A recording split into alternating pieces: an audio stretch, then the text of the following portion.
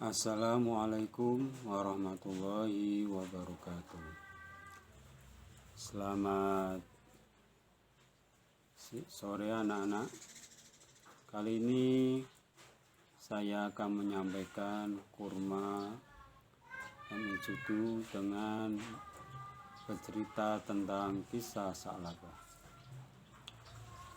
Zaman dahulu kala hiduplah sahabat Nabi Muhammad SAW yang bernama Sa'labah.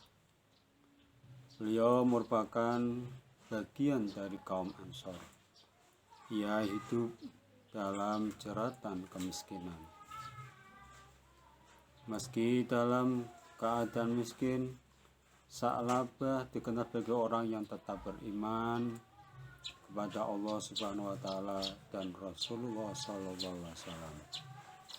Hingga suatu ketika saat Sa'labah mulai muak dengan kemiskinan yang dialaminya, ia membujuk Rasulullah SAW agar mendoakannya menjadi orang yang kaya raya. Sa'labah berkata, "Wahai Rasulullah SAW, doakanlah aku agar Allah melimpahkan harta yang banyak." Namun permintaan Sa'labah tersebut ditolak mentah-mentah oleh Rasulullah SAW.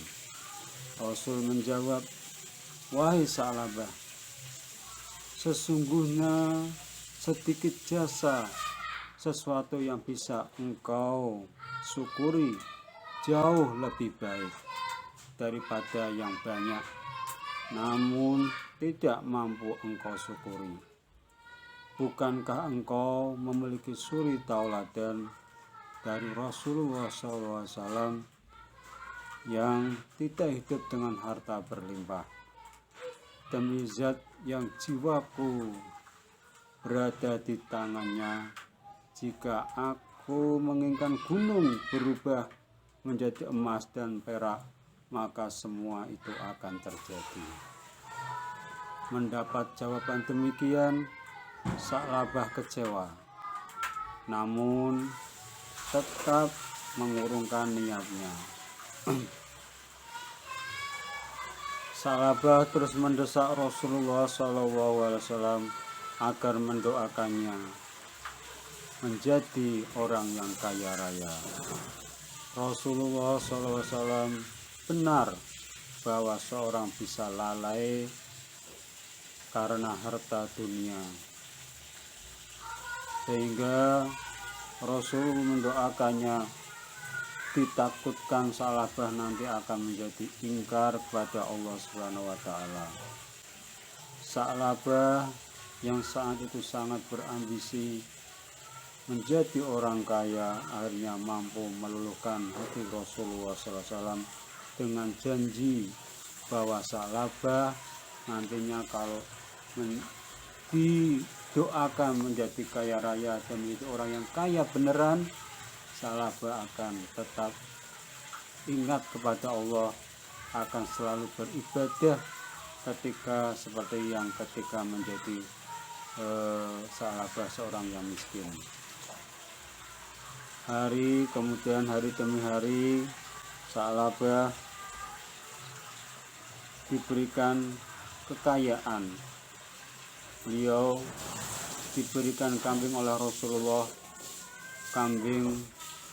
sepasang kambing suami istri, yaitu kambing laki-laki dan kambing perempuan. Kemudian kambing itu diternak oleh Sa'labah. Lama-kelamaan, hari demi hari, kambing tersebut menjadi banyak sekali. Sa'labah tiap hari merawatnya, dan akhirnya hari demi hari Sa'labah pertama lupa akan sholat berjamaah dengan Rasulullah karena kesibukannya merawat ternak-ternak tersebut. Kemudian lalai akan memberikan sedekah, zakat, Bahkan ketika Rasulullah mengutus sahabatnya yang lain agar meminta zakat pada Sa'labah dengan sombongnya menolak sahabat tersebut dan tidak mau memberikan zakatnya, dan Sa'labah menjadi seorang yang kikir dan tidak rajin beribadah berjamaah bersama Rasulullah karena kesibukannya merawat ternak-ternak tersebut. Kemudian Allah Subhanahu wa taala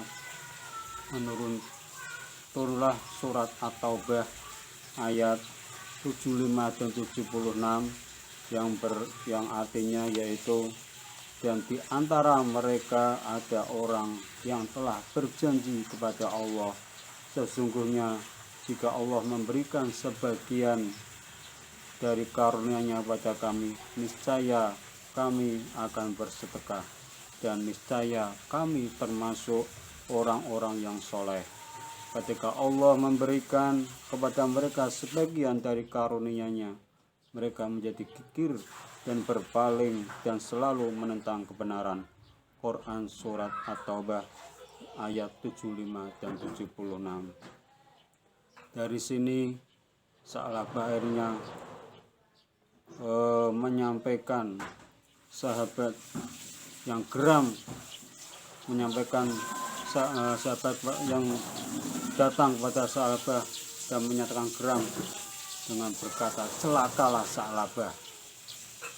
Akhirnya Sa'labah lama-kelamaan sadar akan perbuatan yang melampaui batas, yang tidak mau bersedekah, tidak beribadah bersama Rasulullah, dan lalai akan janjinya. Dan Rasulullah terlanjur mendapat perintah dari Allah agar tidak menerima zakat Sa'labah dari Sa'labah sebagai akibat dari kekikiran dan kecongkakannya. Semoga dari kisah Sa'labah ini dapat kita ambil pesan. Yang pertama adalah kita harus bersyukur atas nikmat Allah yang diberikan, walaupun sedikit, yang penting kita bersyukur. Sedikit banyak kita syukur yang diberikan Allah. Yang kedua, kita harus sabar menerima ujian Allah. Janganlah kita mengharapkan nikmat orang lain yang bukan dari rezeki kita, karena belum tentu rezeki orang lain itu lebih baik dari rezeki kita, karena kita sudah ditentukan rezekinya masing-masing. Yang ketiga, mari kita memperbanyak ibadah dan mendirikan sholat dan memperbanyak ketakwaan kepada Allah Subhanahu wa taala. Demikian yang dapat kami sampaikan, kurang lebihnya mohon maaf. Wallahu muwaffiq ila aqwamit thoriq. Wassalamualaikum warahmatullahi wabarakatuh.